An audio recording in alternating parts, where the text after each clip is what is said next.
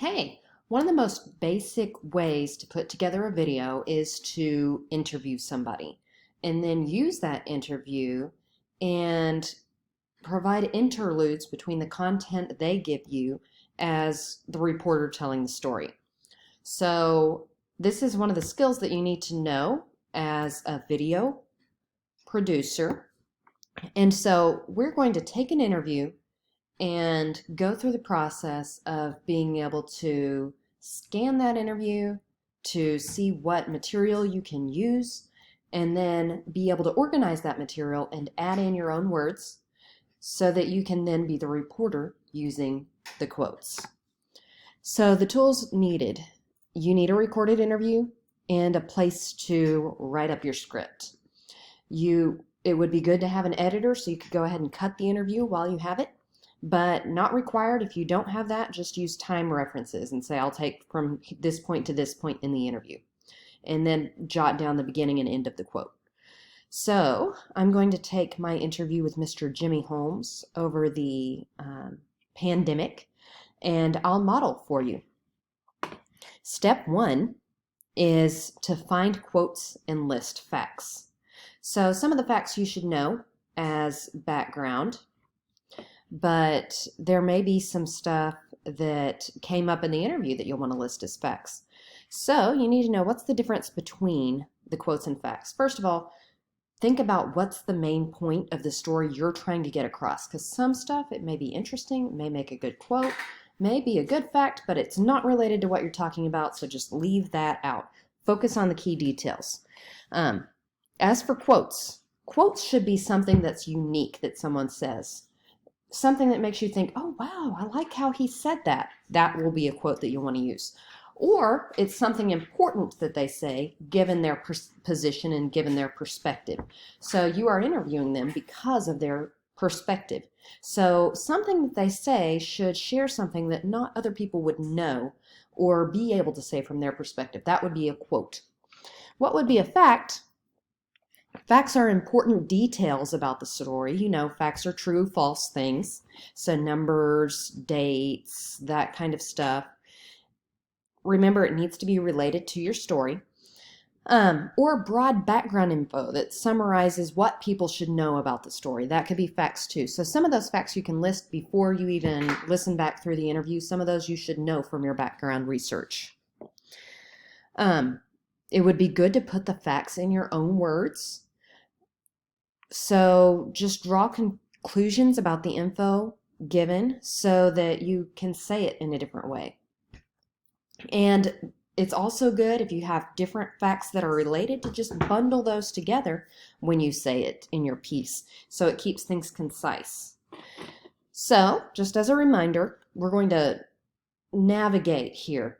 What's a quote and what's a fact? Quotes, you'll quote them if they said something in a unique way or if it's important to hear from their perspective. Paraphrase, facts, or something that they said that was a quote, but you could say it better, more concisely. You could explain it a little bit better now that you've had time to think through what they said. And you can also paraphrase something that they said that would have been a quote if you want to just use that to transition between quotes. I'll try to give you some examples of that as we go through. But I'm going to take some time to list down my facts about this interview. Before I get started skimming the interview, I want to share with you my list. It's about, it looks like 6 facts that I already knew about him before I even did the interview. Based on these facts, I came up with these interview questions. Many of them could be just applied to, especially the starter questions, anybody in general. And then others were specific to the details of his life, but not so specific as to hone him into a corner as to what he should say. It gave him a lot of broadness in how he could answer my questions. So now, the interview. This guy can talk. So the interview lasted 45 minutes. I, at various intervals, stopped recording at 10-minute marks so that I could just have a fresh roll in video and have smaller pieces to have to dig through, smaller files to work with. So I'm going to skim through that, find the other facts, and pull out the quotes and show you what I found. One more thing I wanted to say about this. When an interview takes that long, it's great to edit it right after while it's still fresh in your mind so you can jump to the key points. And this is where it's really important. We don't want a 15-minute segment. We just want 5 minutes max. So it's very important to remember what are the key points and just try to jump to those facts in the interview and just sort around that information. So I'm just going to go to those key parts that I knew he was talking about, and I will be getting quotes and facts from around those key parts. If you have an editor, you're going to pull your clips into the editor, you're going to pull them up in preview, and you are going to watch, and anytime you hear something that's a good quote, you will mark in points and out points and drag it down. So I marked an in point with I on this. Did it about a month ago. This is where he's talking about when he first noticed this COVID stuff. And for every good quote, I'm just going to drag it down onto the timeline so that later I can sort it out. And so I'm just skimming, and when I have a good quote, I can color code and label it if I'd like, but I'm just dragging these down. Any good fact I have, I will list in my document along with the facts. I didn't mention earlier, COVID stats. Good facts, I can look them up. I found the source for where I can find that, and I could even take a screenshot and put that in my video. So good source to use. I'm listening through these clips, marking in and out points. I'm finding quotes, and I'm going ahead and labeling them by renaming them. So you right click, choose rename, and just name it the topic of what they're talking about. This was World War I. And so I will just name it that, and now I know exactly what it refers to, so it'll be easy to sort through this stuff later. Finished listening to the interview and pulling out facts. You can see that all my stuff here adds up to 16 and a half minutes. I want my piece to be 5 minutes. So going through, listening to the interview, pulling out all the facts, it helps you not miss anything, but it leaves you with a lot that you're going to have to trim down. You can see clearly that I've labeled each of these parts, and what I'm going to have to do is decide which of these parts do I want to cut, which, like for instance in these quotes, there's this lull here you can see in the audio. I may just cut out some of that. And what will I need to reorganize? How will I put them with the facts I gathered? So these are the facts I gathered. Some of them I recalled based on my knowledge of him when he talked about it in the interview. He said he owned a business. I remembered he owned an accounting business. So the more specific you can be, the better. And he told me the retirement director's name was Latrice. That's information. It's not that important, but it can help lead into where he talks about Latrice. So those are some facts that it's good. If you aren't going to keep them in the quotes, go ahead and list them so you don't have to go back through and try to figure out what was that detail again. So that's what I did. Anything that came up, I listed it. Now, I found a few spots where he talked about something in the interview and he didn't have all the details, but we can use this as a springboard to look up the details.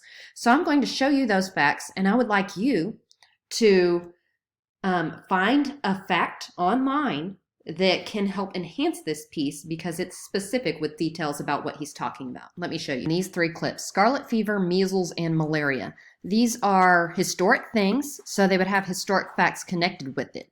So what historic facts do you think could tell us something more about scarlet fever to help enhance what he's saying? When I think about diseases and things like that, the things that come to my mind are when I was a child, not in school yet, and scarlet fever was something that people got. I had no idea what it was. I just knew that that was a fearful thing. And I'm going to stop there. What can you find out about scarlet fever to help give a specific fact to this? Find it and post your link to where you got it from. I would guess probably in the 3rd grade, I got the measles. And I didn't know the measles were all that bad. In this clip, he got measles, he was confined to bed, he couldn't see the sunlight. What else can we look up to find out the key fact about the measles that can help us enhance this piece? Find your fact and post the link. Finally, malaria. Among other things, we did a lot of walks or marches or whatever you want to call them. and we would. So this quote here needs context. Who was doing a lot of walks or marches? So in my facts, I had to list when they were in Italy, the army had them doing marches. So I'll remember that that's connected with this clip as a fact, and that will help transition into it. Would go, say, 100 feet away from wooded areas that would have signs warning malaria. And that's the first time I learned what malaria was. Okay, he goes on to say that when he was in the hospital, some other men were in there who had caught some malaria. So what else could we find out about malaria, because that's all he talks about it in this piece, that can help enhance this piece? Find your fact and post the link. Marked in here because the way he says it is not very efficient, so you as the writer can take the chance to paraphrase that. For instance, this way right here. And there's Frozen music playing in the background. Little things like that, everybody shared with